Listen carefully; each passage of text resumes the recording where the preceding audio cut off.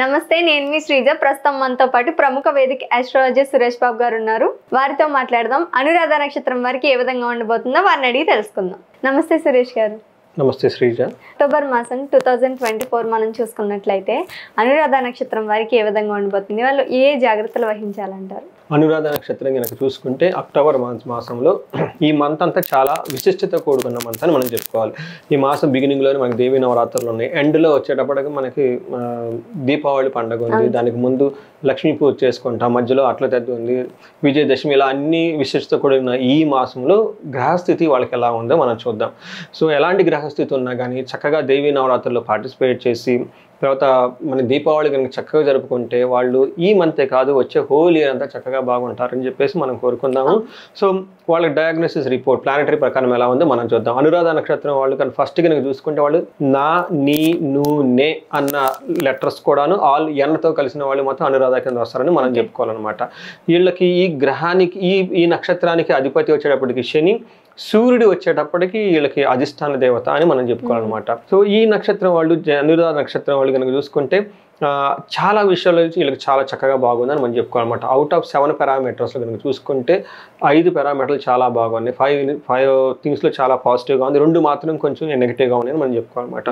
First ఏ విషయంలో పాజిటివ్గా ఉంది అని మనం చూస్తే వీళ్ళకి మృష్టాన్నం అంటే చక్కగా భోజనము అవన్నీ చేసి ఫంక్షన్స్లో పార్టిసిపేట్ చేస్తారు. నెంబర్ 2 ఓవరాల్గా ఫిజికల్గా మెంటల్గా చాలా హెల్తీగా ఉండే అవకాశం ఎక్కువగా ఉంది. తర్వాత మంత్ అంతా వీళ్ళకి ఇబ్బందులు ఉన్న ఫైనల్గా వీళ్ళకి లాభంతో ఎండ్ అవుతుంది. సో నెగిటివ్గా కనుక మనం ఏమేమో చూసుకుంటే ఇందులో వీళ్ళకి మరణ భయం, అంటే వాళ్ళు చేసిన పని ఎక్కడన్నా ఫెయిల్ అవుతుందేమో, వాళ్ళు చేసే ప్రయత్నం ఎక్కడన్నా ఫెయిల్ అవుతారేమో, అసలు సక్సెస్ వస్తుందా లేదా, ఇలాంటి సిచ్యువేషన్లో ఉండేసి శారీరకంగా ఏమన్నా అవుతానేమో ఒక ప్రాబ్లంలో ఉండే అవకాశం ఎక్కువగా ఉందని మనం చెప్పుకోవాలి. అంతేకాకుండా వీళ్ళకి అతిగా భయపడే అవకాశం ఎక్కువగా, అంటే పడాల్సిన దానికంటే టూ మచ్ భయపడేసి హైపర్ టెన్షన్ గురే అవకాశం ఎక్కువగా ఉంది. కాబట్టి ఈ విషయంలో వీళ్ళు కొంచెం కేర్ఫుల్గా చూసుకోవాలి. ఇంకొక విషయంలో కూడా కేర్ఫుల్గా ఉండాలి. కొత్తగా ఏదైనా కనుక ప్లాన్లు చేస్తే ఆ ప్లాన్లు వీళ్ళకి అనుగుణంగా ఉండక రిజల్ట్ రాక ఇబ్బంది పడే అవకాశం ఎక్కువ ఉంది. కాబట్టి కేర్ఫుల్గా ఉండాల్సిన బాధ్యత వీళ్ళకి చాలా ఉందని చెప్పుకోవాలి. ఇవి కాకుండా మనకి స్లో మూవింగ్ ప్లానెట్స్ అంటారు. ఇందులో వచ్చేటప్పటికి పెద్ద గ్రహాలు వచ్చేటప్పటికి శని, తర్వాత రాహు, కేతువు, తర్వాత గురువు, ఈ ప్లానెట్స్ కాంబినేషన్ వీళ్ళకి చూసుకుంటే వీళ్ళకి 5 విషయాల్లో 3 విషయాలు చాలా పాజిటివ్గా ఉన్నాయి, 2 విషయాల్లో కొంచెం కేర్ఫుల్గా తీసుకోవడానికి అవసరం అనమాట. అందులో వచ్చేటప్పుడు ఫస్ట్ ధనలాభం చాలా ఉంది, ఏ పని చేసినా ధనాత్మకంగా చాలా బాగుంటుంది, సుఖంగా లగ్జరీ కంఫర్టబుల్గా ఉంటారు, ఓవరాల్గా హ్యాపీ మూమెంట్స్ అయితే వీళ్ళ చుట్టూ సరౌండింగ్ అంతా ఉంటారు. అయితే ఏ విషయంలో జాగ్రత్తగా తీసుకోవాలనుకుంటే శారీరకంగా హెల్త్ కాంప్లికేషన్స్ వచ్చే అవకాశం ఎక్కువ ఉంది. కాబట్టి కేర్ఫుల్గా ఉండాలి ఈ నక్షత్రం వాళ్ళు. అయితే పెద్ద పెద్ద రోగాలు అంతకుముందు ఎప్పటి నుంచో బాధపడి ఉండే వాళ్ళైతే వాళ్ళు కొంచెం రోగం నుంచి రిలీఫ్ అయ్యే అవకాశం కూడా 2 చూపిస్తుంది అనమాట.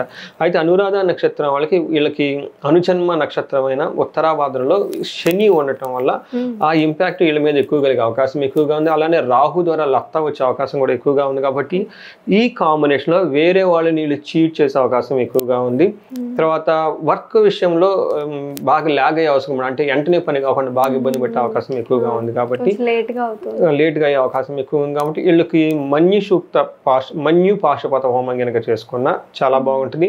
దీనితో పాటు అంత హోమం మేము చేయలేము అనుకునే వాళ్ళు కనుక ఏదైనా కనుక చేసుకుంటే వీళ్ళు మహాన్యాసపూర్వక రుద్రాభిషేకం, పంచామృతాలతోటి నవ సుగంధ ద్రవ్యాలతో లేదంటే పళ్ళ రసాలతో కనుక చేసుకోగలిగితే ఇన్స్టెంట్గా వాళ్ళకి రిలీఫ్ వచ్చేసి ఈ నెగిటివ్ ఎనర్జీ నుంచి బయటపడేసి చాలా ముందుకు వెళ్తారని చెప్పేసి మనం కోరుకోవాలి. మనం ఇప్పుడు హోమం ఇంకా పూజ గురించి చూసుకున్నట్లయితే ఇంకా జాతక పరంగా కావచ్చు, రాసుల పరంగా కావచ్చు, వీటన్నిటిని తెలుసుకోవాలని చాలా మందికి ఉంటుంది. అలాగే మిమ్మల్ని కాంటాక్ట్ అవ్వాలంటే ఎలా అంటారు? సో స్క్రీన్ మీద కనిపిస్తుంది నెంబర్ ద్వారా మనకు కనెక్ట్ అవ్వచ్చు. కోర్స్ నేర్చుకోవాలి అంటే ఎవరైనా కానీ జ్యోతిషం నేర్చుకోవాలన్నా లేదంటే ఇంకా వాళ్ళకి ఏదైనా ఇండివిజువల్గా ఛాలెంజెస్ ఉంటే వాటిని మనకి జ్యోతిష్ శాస్త్రం ప్రకారం డయాగ్నోస్ చేసి వాళ్ళకి హెల్ప్ చేయొచ్చు. ధన్యవాదాలు సురేష్ గారు. ధన్యవాదాలు శ్రీజ. ఆర్థిక పరంగా కావచ్చు, జాతక విషయంగా కావచ్చు, లేదు అనుకుంటే రాసుల గురించి తెలుసుకోవాలి, హోమం ఏదైనా చేయించుకోవాలి అనుకుని సార్ని కాంటాక్ట్ అవ్వాలనుకుంటే స్క్రీన్ మీద కనిపిస్తున్న నెంబర్కి కాల్ చేయండి, లైక్ చేయండి, సబ్స్క్రైబ్ చేయండి.